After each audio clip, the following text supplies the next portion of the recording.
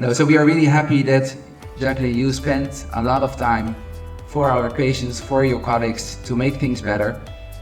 Because we all know what will happen if you use antibiotics in the wrong way. And we see terrible things happening in countries like India. And we try to avoid that here. So on behalf of the whole hospital, I want to give you a little award for your dedication and for your inspiration for many others and everything you did for us. So thank you so much.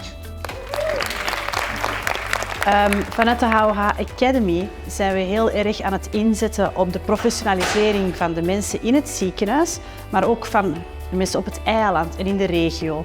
En we zijn op zoek gegaan naar een cursus waarbij we zowel de eerste lijn als de tweede lijn zouden kunnen betrekken.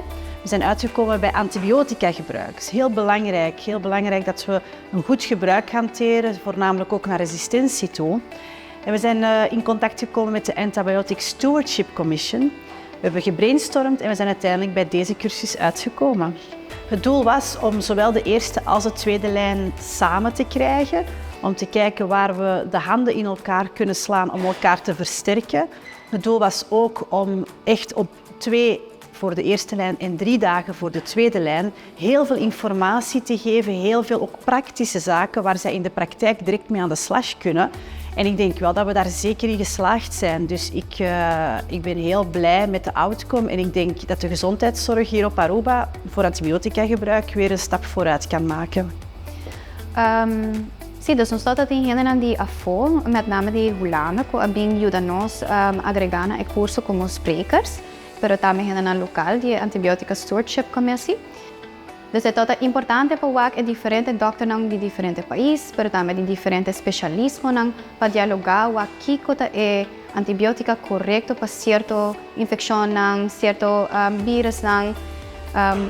Zij is eigenlijk bastante interação entre o dokter dat é parte mais leuk en te innovativo. O curso normalmente não trabalha assim, dat é echt een les. O dokter dat tem echt algo na curso. En probeer dan praktijk aan te voeren uit. Nós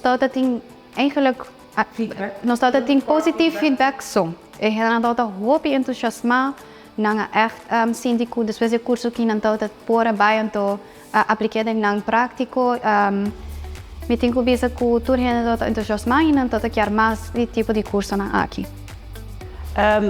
De personen die echt hebben bijgedragen tot de totstandkoming van deze cursus zijn in de eerste plaats de HOH Academy. We hebben ook heel leuk samengewerkt met de communicatieafdeling, dus dat was een zeer fijne samenwerking. Verder de Antibiotic Stewardship Commissie, die heel erg betrokken zijn geweest bij de inhoud van de cursus en die ook gezorgd hebben dat de toepasbaarheid van de cursus echt op ons eiland afgestemd is geweest.